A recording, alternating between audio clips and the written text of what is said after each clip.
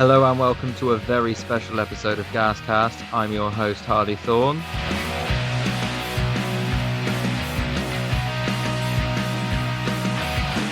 As a football fan, there isn't much more exciting than when a youth team player bursts into the first team, especially if they happen to be a fan of the club too.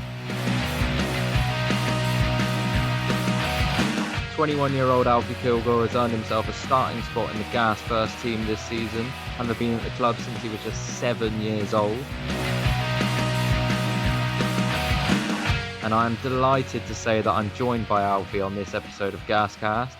Alfie, thank you so much for joining me today. It's been quite a few weeks for you. How are you doing? Yeah, no, thanks for having me, and I'm doing well, thank you. Obviously, had a busy few weeks with a large amount of games and signing my new contract today, but no, I'm doing very well, thank you. Yeah, the contract, it really caught me off guard, but that is great news. How long's that been coming around for? Really, having played against Plymouth, the manager sort of said, we the club and myself would like to sort of reward you with a new contract, and it's got to this point now where obviously the deal was on the table, so I signed it. But no, it's been quite a while really, sort of 4 months over the summer and pre-season, bit of to and throwing, but no, it's good to get it done. So happy days. Didn't have to think twice before signing it then? Obviously not, no. Yeah, no.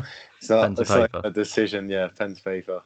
Tell me where to sign. No, it was a no-brainer, and every time I get a new contract offer, or even to be here in the first place, playing for Bristol Rovers, representing the club that me and my family support, is a proud moment, and it's a no-brainer, like you said, absolute no-brainer. Yeah, it's great news anyway. I'd like to take it back a bit, if that's all right, to the beginning of how you got into football, just to give Rovers fans a chance to kind of learn a bit about how and where your career started. When did you first know you wanted to be a professional footballer?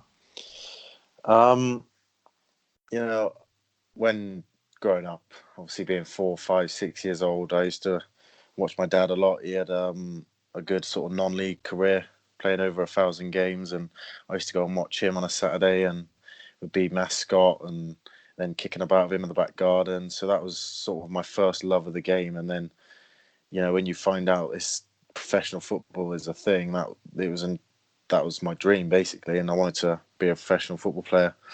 And no, I think it's every boy's dream, but it was my dedication, and that was my end goal. Interesting. Who did your dad play for? He sort of did the rounds in the local teams, really. Bath City, Trowbridge, Gloucester, Weston-super-Mare. So he sort of local, but no, he had a good non-league career. Bit of a head it and kick it centre back.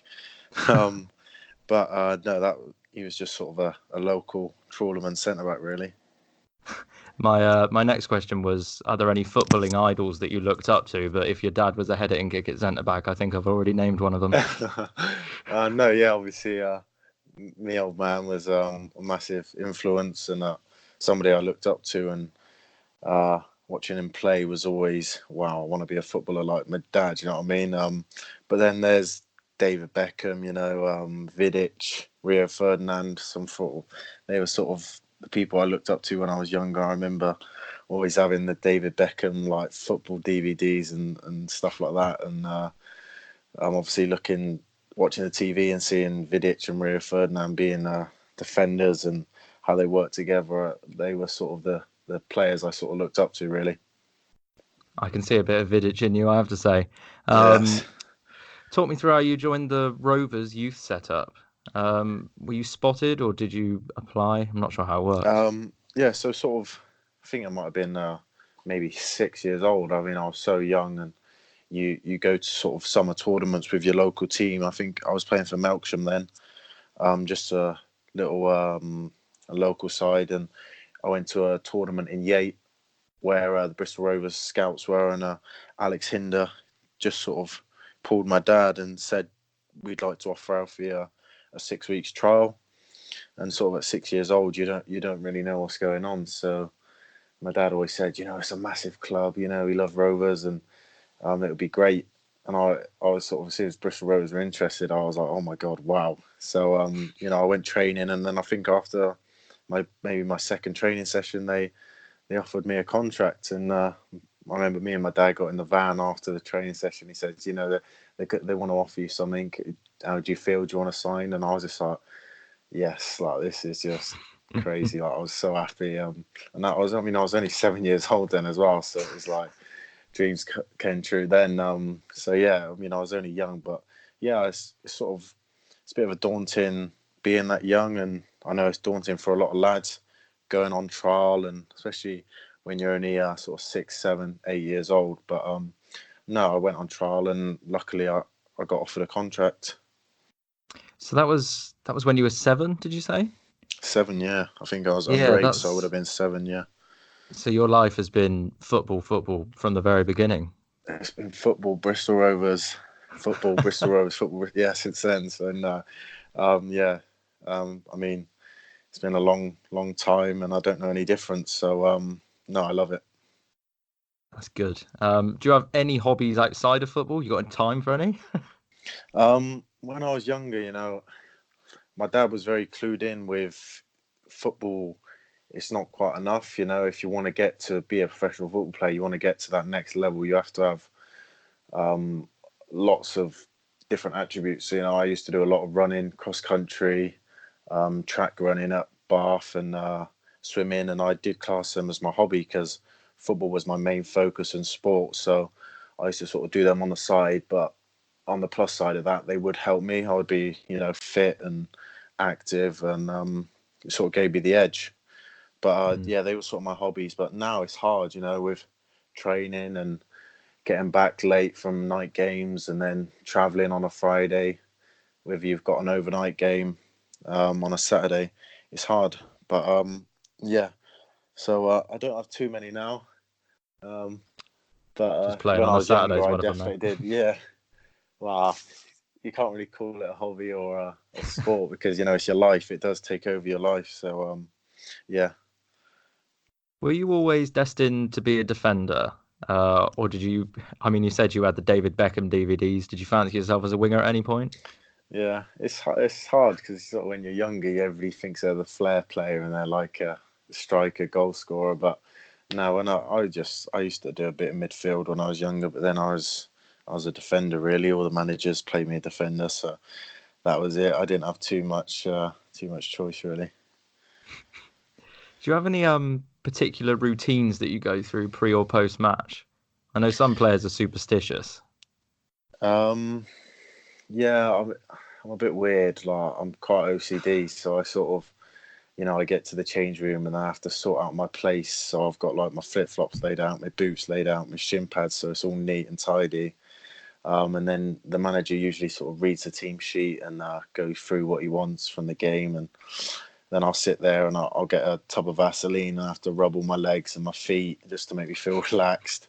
I then go through like a little specific band routine that I work. So like a band with an exercise band, just to sort of get your legs going. And that's it really. Other than that, I sort of leave it as it is. Quite a few then, quite a few. Yeah, It yeah, does yeah, amaze me how many footballers seem to have these superstitious ways. It's yeah. quite interesting. No, I think it's quite Um, common. I think it just sort of it relaxes you, and if you do the same process, then there's less room for error, really. So I think that's why it's quite common. it makes sense. If you hadn't made it as a professional footballer, what do you think you'd be doing? It's a good question. Um, that's hard to say because I couldn't imagine not doing what I do. But my dad's got a stonemasonry company, so I'd probably be working some along them lines. I'm quite practical. Like I like to work with my hands and do stuff. When I was younger, I was always building dens and doing stuff, weird stuff like that. So no, I'd probably be doing something along them lines, and then probably in the Thatcher's end on a Saturday watching Rovers. Yeah, that sounds pretty Yeah, perfect, to be fair. yeah, Well, that's a good time to carry on to the next stage. You've made no secret of the fact that you're a Gashead yourself. A lot of players say that as a sort of token gesture when they've yeah. enjoyed playing for Rovers. but you've actually been a Rovers fan all of your life. How Yeah. did you start supporting the Gas? Um, I mean, my dad, he's from Cologne, and there's quite a big Bristol Rovers following. It's sort of a little village near Bath, near Bristol. So he was always a follower of Bristol Rovers, and obviously they're a massive club um, near Rovers, so it was a no-brainer for me, you know. Um, and then obviously signing for them when I was 6, that was my team, and that was that. So it was sort of destined, really. Mm. So family played a huge role. Yeah, family played a huge role. Yeah, a lot of my family are obviously Rovers fans and always follow Bristol Rovers. And it goes without saying that, you know, little places that aren't in Bristol like Frome, Polton, places like that, Melksham, um, they've all got quite big Bristol Rovers following, and it's quite Mm. interesting, really. So yeah, I didn't really have much of a choice, but no, Bristol Rovers, probably for my family, yeah. You got picked up by David Hinder for the right club then. Yeah, definitely. Yeah, no um, brainer for me. did you go to many games Um, and it was sort of as hard a because supporter? I obviously, mean, yeah, it was hard. I mean, I did, yeah. I went to lots of games. You know, it was more be a Tuesday night, and I'd be stood there watching. But I remember going to the 2007 league trophy at the Millennium Stadium, watching them there. So I sort of always tried to do the big games. And then obviously when you're training 3 times a week and then got your own games on the weekend, it is hard. But no, I went to as many games as I could. Yeah. were there any games that stood out? I mean, you say that cup final. Yeah, the cup final probably. Or I remember watching I think we got beat. I can't remember who it was against. I think it was against West Brom, I think. And I think it was an FA Cup game, and I remember watching that. And you know, I was stood there, and the massive crowds, and everybody's singing Irene, and it's just wow. You just get a buzz, especially when you're so young, and everybody's singing, and it's so passionate. It's like it's hard not to just take it all in and just be amazed by it all, and get almost addicted, really. Yeah, I mean, you're speaking about this now. Does it not feel pretty surreal that you're now on that pitch? Honestly, I can't explain it. It's weird. It is so, and see it to once be stood in amongst like the fans in the Blackthorn end, and then playing Tuesday night and them singing my name. It's just like, what is going on? Like it's incredible. It's absolutely incredible. Yeah, it's so surreal, and I don't. It probably still hasn't quite sunk in. Like I still can't believe it, sort of thing. Yeah, it's amazing. You've just been on the adrenaline since a few weeks ago, yeah, yeah, non-stop. literally. Yeah, I haven't come down yet. Do you think being a Gashead makes it easier or harder for you now that you're in the team? Um, it's there's sort of two ways I sort of look at that. It's hard because you know I'm passionate, and there's still that sort of supporter side of me where I just want better. I want to win. You know, and with teammates, it's tough if I don't quite feel people are doing enough. So there's that side of me, but then also it's quite good. Obviously, I think I've sort of already won the fans over. Do you know what I mean? Like they're not on my back straight away because they see me as one of them, which I am. So there's sort of pluses and negatives, and like sometimes I'll be sat in the dugout watching the game, and you know I'll be jumping off my seat, and because I'm used to doing that if I was watching the game. So yeah, there's a few different ways to look at it. No, I imagine so. One of our listeners, Katie Pullin, actually sent in this question. She just wanted to know who your favourite Rovers player was when you were a fan. Does anyone stand out? Um, I mean, You can have to say Tony obviously we Craig, aren't have you? yeah.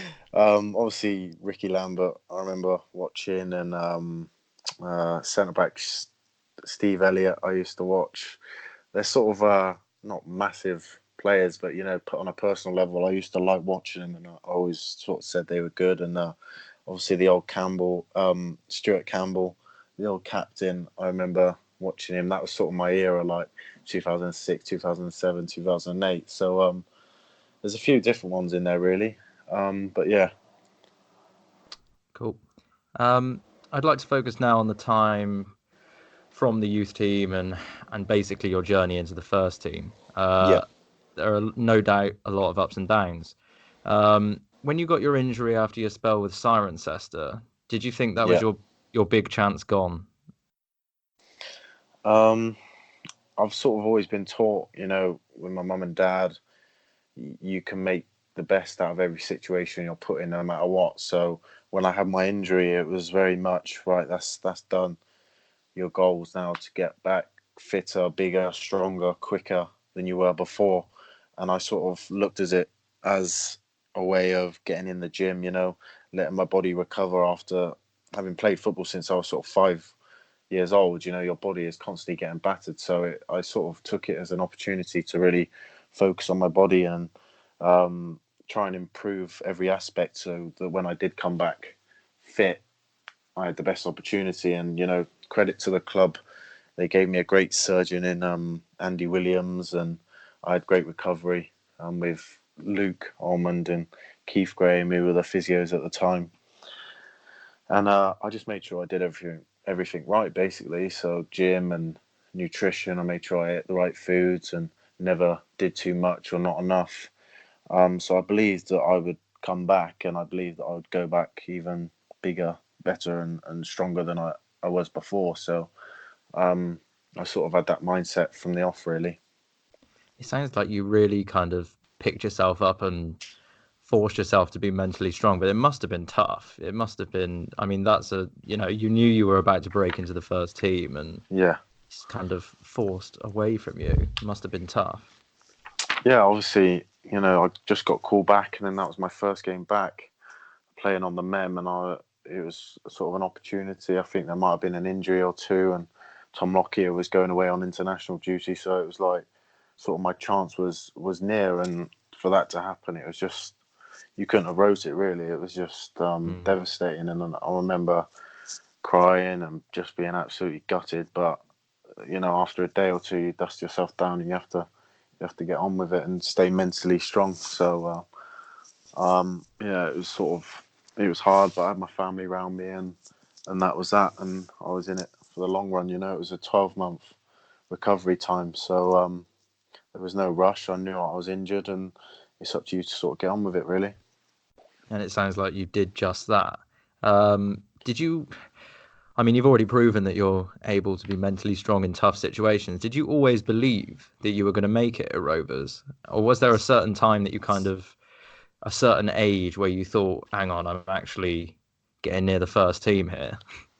Yeah, sort of my first year scholar, I found it quite a real hard year. Like I moved away from home, and I moved into digs, and it was first year of full-time football training, and I did find it really tough. I didn't quite feel like I was as good as the other lads there, and I sort of just went about my business, kept my head down, practiced, and did as much gym as I could to improve. So possibly then, but deep down, I always thought that if you're good enough, then you'll make it, and I truly believed that I was good enough. So my time would come, so to speak. So yeah, it is hard, and it's hard for a lot of lads. It really is. It is mentally draining, and you either pull through or you don't. So no, I kept my head down, practiced, and worked on my weaknesses, and then that was it really. I came through the other side. And credit to you for doing that. But there must have been other people that played quite a large role in this. Coaches, teammates. Was there anyone that was particularly instrumental in you making it this far? Yeah, I mean, my youth team coach, obviously, I had Alan Walsh for 2 years, who's pretty old school, and he was a real tough taskmaster, and he was quite tough on me. But I think that's what I needed, and he taught me a lot. And then a real good coach that I had for sort of my first 3 years as a pro was Chris Hargreaves, who's a real good coach and is very good at sort of working on your weaknesses as an individual. So he improved me a lot. And obviously, I've had a good few loans with Maidenhead. So Alan Devonshire, the manager there, was great on helping me with things and showing trust and backing me to play. Was good. And then I had Ian Herring at Hungerford. Sort of people that go under the radar, but he again was a good coach and good manager of men and a manager of me, and helped me a lot and improved me a lot. So there's loads, and obviously my mum and dad, Alex Hinder, who scouted me in the first place. There's lots. Tom Lockyer, I always looked up to him and watched him when he played and watched him in training, and because obviously I wanted to be like him and aspire to be as good as him. So there's endless really. I guess you wanted to emulate what Tom Lockyer did, given he was the last one that came through the youth setup, same position, a lot of similarities. Yeah, a lot of similarities. He came through the youth system as well, and captain Bristol Rovers. So I always looked up to Tom, and we had the same agent, and there was a lot of similarities there. So it was hard not for me to look up to him. So he was a great person to have. You know what I mean? It's not very often you have somebody in front of you who's like that. So no, he was great. It's good to hear. Obviously, you made it, Lockyer's made it, Ollie Clark's made it, but there are some players that don't make it from the Rovers youth team. Yeah. Are there any that you rated particularly highly that haven't come through with you? The ones I sort of always thought, wow, they're good players.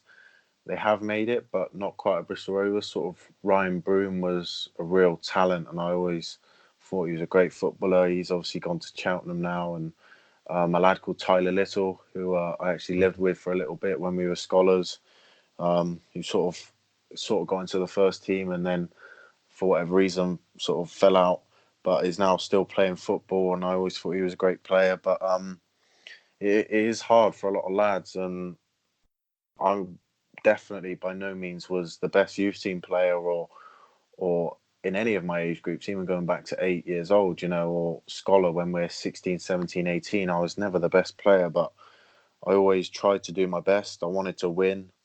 I loved Bristol Rovers and playing for Bristol Rovers, so that gave me the edge. And I went about my business as best as I could in a professional way. And, I practiced, I worked on my weaknesses as much as I can. So that's probably why I am where I am today. Mm-hmm. Yep. How good was that Hungerford loan? I don't really know too much about it. It'd be interesting to hear more about kind of how it came about and what it did for you as a player.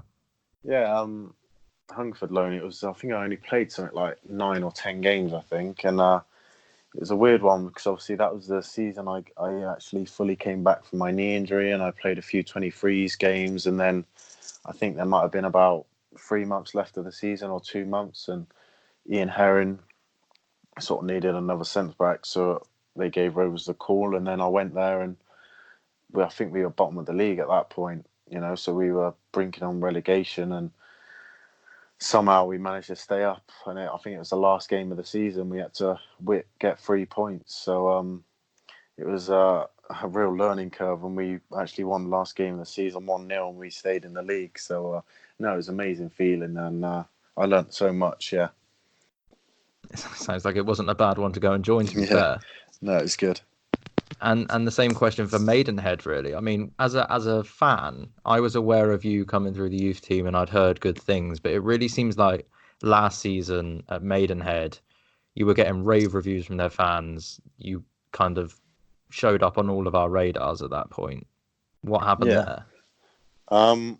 Obviously, conference is a real good standard of football, and Maidenhead at that point, I think they asked me to go on loan about October time, when my first game was against Portsmouth in the FA Cup, actually. And I sort of went there and I just sort of hit the ground running, really. Everything sort of clicked into place, not only for myself, but for the club as well. They were in the relegation zone, and then they sort of signed me and another few players, and everything sort of clicked into place, and we started winning games and stayed in the league comfortably. But to be honest, I just really hit it off. Like I just was playing well. The club really turned around at that point, so the fans sort of deemed it to be me and a few other signings that turned it around. And I think all the other players that were there already feeded off that, and we ended up doing really well. And yeah, the fans really took to me, to be honest. And it's an amazing club, got a great fan base. They do it right, they do it professionally, and I loved every minute there. I really did. It was a great time for me, and ultimately I wouldn't be where I am today playing for Bristol Rovers if I didn't experience that. So no, I have a lot of love for Maidenhead, and it was a great learn for me. Yeah, and it's no doubt that that form that you showed there and those reviews must have played a part in your recall. So, I mean, you say you loved it, and it sounds like it was a great experience. How did you feel when you got that recall? When I got the recall, it was a no-brainer.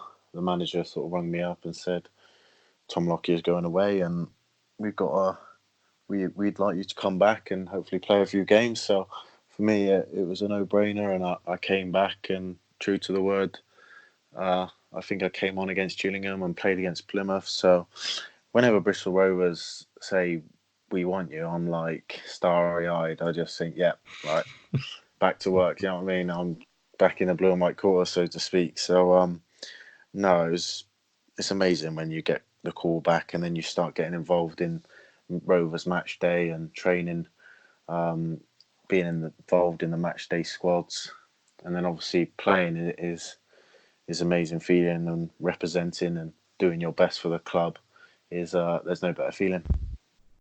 And that recall ultimately is what put you in that Plymouth team. I was there that day. Everyone I was with was really excited to see you make your debut. How was that day? There was that photo of you in front of the fans at the end of the game being sung off the pitch. Just describe it for me. Tell you what, that's hard. It's hard to describe. I don't think I slept much that night. But I mean, I was nervous. The manager sort of pulled me in the day before and said, you're going to be playing tomorrow, so get your head on it, be ready, be prepared.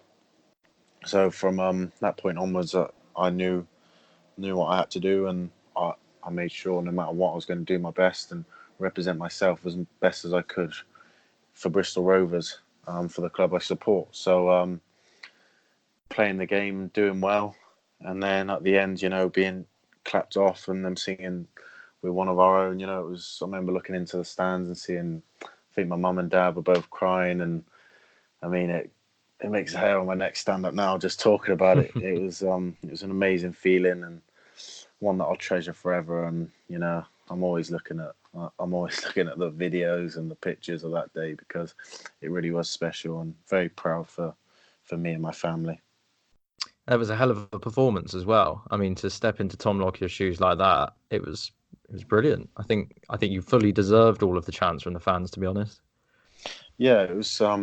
It's never easy as a centre back being chucked in like that. With first time playing with the likes of Tony Craig and James Clark, I think, was playing right back. So it's hard just being thrown in like that and expecting to do well and fill the boots of somebody like Tom Lockyer, who's the captain and standout player every week. Really, it's really hard, but I just made sure I did my best, and like I said, I did my best, and represented the club as best as I can as a player and as a supporter. Really.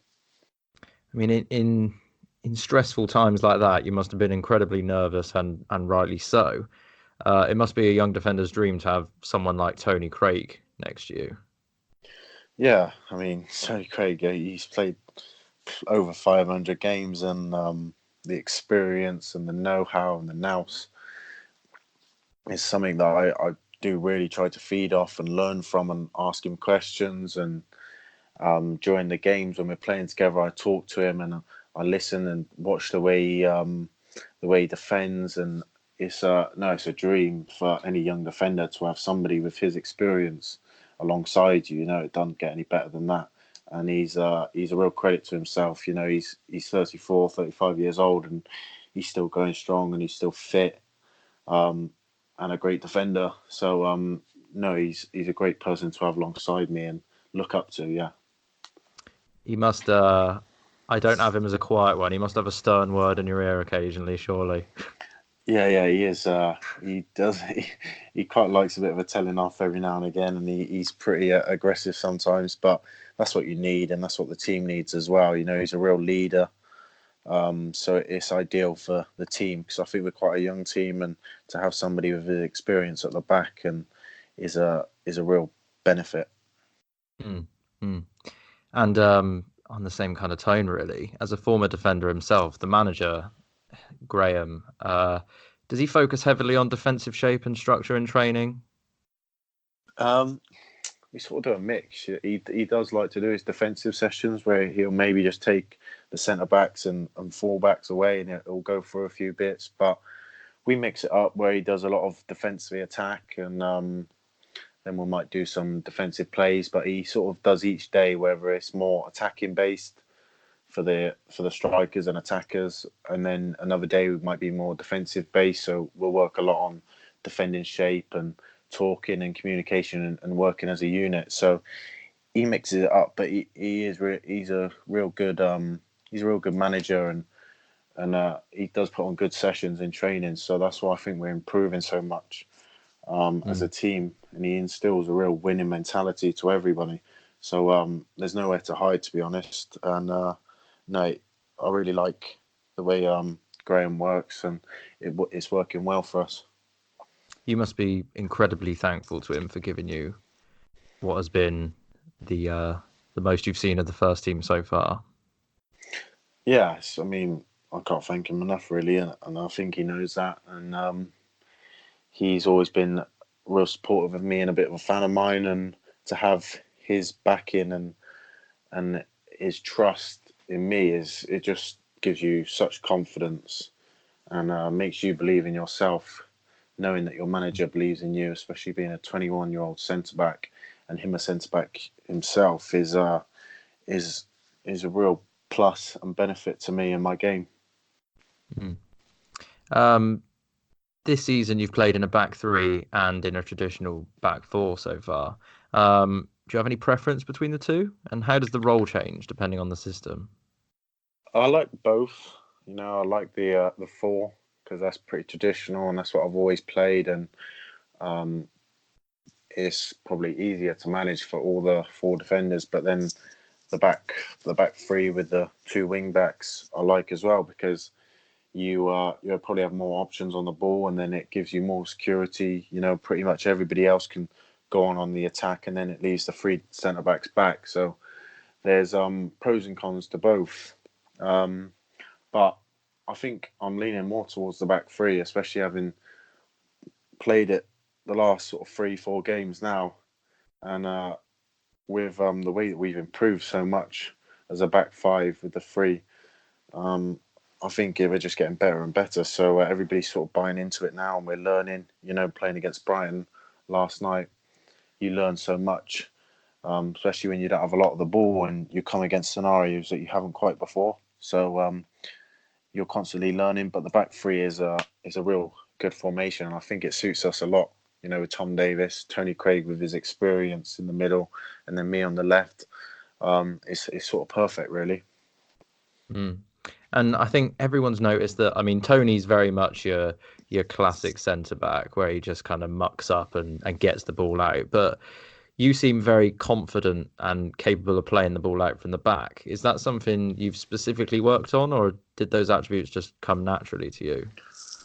Um, it's sort of I knew sort of all along that I'd be able to head it and kick it and throw my body on the line because that's sort of instilled in me. Really, I've always loved that side of my position and the game of football where you do have to put your head on the line, you're blocking and you're fighting for your lives. But I think it's also important that for myself, if I want to improve and try and get to the next level, with Rovers, it is to be comfortable on the ball, especially as a defender, and bring the ball out of defence and show composure and pick the right pass is massive and something I have really worked on. You know, I'm not the most technically gifted player, but if I can practice on being comfortable on the ball as a centre back is a real plus side to my game and something I do really work on in training and it's not so much being good on the ball. It's just more sometimes just being calm and comfortable and taking your time,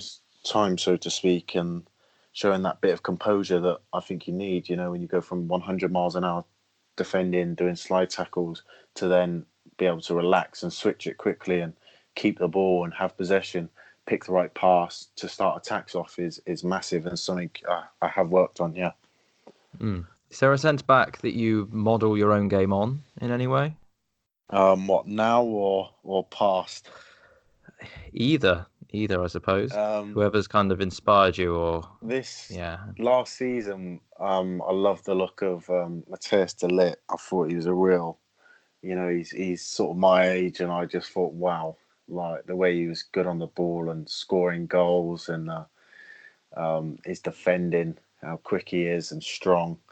So Matthias de Ligt, obviously Van Dijk at the minute is arguably one of the best players in the world, so it's hard not to admire him, although he is about 6'6" and about as quick as an Olympic sprinter. So his physical attributes are there. But no, I like the look of Van Dijk. But there's lots of defenders that you can take bits from. Just watching even the Football League show or Match of the Day, where I watch and I look at what the centre backs are doing and who I like the look of and who I could try and learn things off and watch. But yeah, there's lots of players that I can learn from and improve from. That's certainly a good attitude to have. But are there any particular areas of your game that you'd like to improve specifically? To be honest, at this moment in time, being only 21, I need to improve and work on everything really, whether it be my passing, my first touch, to heading the ball and defending and communicating with the back four, defending crosses, tracking my runner. There's so many things that I can improve on and I will improve on. So to be honest, it never stops, and there's so many things that I need to learn and improve to stay at this level and try and get Bristol Rovers to the next level. Really, It's a great attitude to have, and no doubt you're gonna continue to progress. Do you see yourself becoming a centre back who can chip in with a few goals? It's been a while since Rovers have had one, but from set piece or even open play, I suppose. yeah. Sort of at Maidenhead, I think I played 17 times and scored 3 goals, so 3 or 4 goals. But massively, I want to add that to my game. Getting sort of 5, 6, 7 goals a season, I think, as a centre back and as a defender is massive for the team. When you can't find a goal, whether it be from your strikers or your midfielders, for the centre back to chip in from a set piece or whatever is massive, and something that I really do want to add to my game, and I would love to add to my games. Getting the odd goal here and there, because I think that's what gets you to the next level, really. And have you thought of your dream scenario for scoring that first Rovers goal? Yeah, of course. But all I see obviously Bristol Rovers versus Bristol City at the Mem on a Tuesday night, and 0-0. Last minute, go up for a corner, head one in, jump in the Thatcher's end with all the fans. That's what I imagine. I'm not Take the yellow card. Take the yellow card. Shirt off. No, that's what I imagine every time I picture it all the time against Bristol City. Scoring the winner. That would be my dream scenario. Yeah. I think I've had the same dream, to be honest. I just think unfortunately you're a bit more likely to live it than me. I'll try and do it for both of us. Yeah, please do. Has anyone else stood up to kind of, since you've come to the first team scene, obviously from the youth team, it must be a bit daunting. Were there any players in particular that, I know you mentioned Tom Lockie before, were there any players that kind of, put you under their wing, so to speak? Yeah, there was lots. I've been lucky that each year there's been such good senior pros that it's hard not for me to sort of get taken under somebody's wing. When I first went up, it was the likes of Mark McChrystal, Lee Mansell, Steve Mildenhall. They all sort of looked after me, and they were great pros. And then a few years later, we had Peter Harley for a season, who spent a little bit of time injured with me, but was still a great person and somebody who spoke really highly and helped me a lot. And obviously Tom Lockyer, Chris Lines as well. But like I said, Bristol Rovers, they've always had such good senior pros since I've been about the last sort of 3-4 seasons, that I've always been lucky to have people who are willing to talk to me and help me and just be all round nice people. So there's been lots. So you've mentioned Tom Lockyer a lot here. I've been on the fence about doing this, but I'm going to do it. So obviously you look up to Tom Lockyer. I want to read a quote from a Rovers fan that I found on the forum earlier. Yeah. It was written by someone called Twerton Boy, quite a generic username, but we'll have it. It says this: "The fact that we got no money for Lockyer has now passed me by because we've complete centre-back in Kilgour. How refreshing it is to see him get the ball to feet and knock it around the pitch like a championship player. He's only going to get better. I love seeing him in the back four, and to me, he's an upgrade on Lockyer. Let's hope he goes from strength to strength and we can keep him for a while." How does it feel to hear that? I mean, yeah, wow. I obviously haven't seen or read that, so what a nice thing to say, and for a fan to have such confidence in me and believe in me and say something like that when I do look up to Tom Lockyer, but to deem me as being better and have more potential is amazing, really. And no, a bit lost for words. But no, that's such a nice thing to say. And I want to do all them things. I want to improve. I want to be good on the ball. I want to be as good as a championship centre back. And I'm 21, so I'm going to do everything in my power to get that good and do my best, 100%. I think we're all behind you when we say that you can do that. Yep, thank you. Going forward, then. Ambitions on a personal level for this season. Have you set yourself any targets, or have you already hit them all? It's hard because I have different goals. Each morning I wake up and it's sort of the next training session, the next chance to improve and get better as a football player, and then it's sort of next game, and then it's game after that, and then I try and take week by week, sort of 5 games at a time, and then. But I mean, this season, I'd love to just play as many games as I can, try and get 30 plus games under my belt. And then obviously in the future, I don't know what will happen, whether to one day be captain of Bristol Rovers would just be the ultimate dream. So yeah, the answer to your question is there's lots of different things I look for.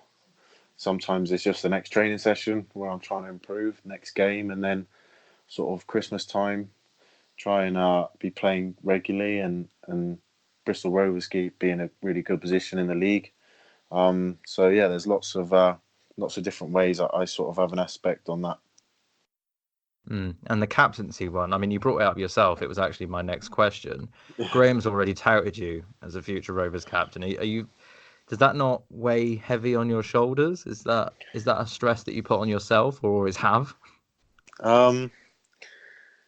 I'd never really thought about it. I always believed that would one day might be the case. But I think ever since I was young, I just tried to not let things faze me and just keep an open mind regarding whatever the situation. So, for somebody to say that such a big statement like that is it shows a lot of positives, because that's the manager and he shows trust in you and he believes in you, and that's truly what he sees you doing.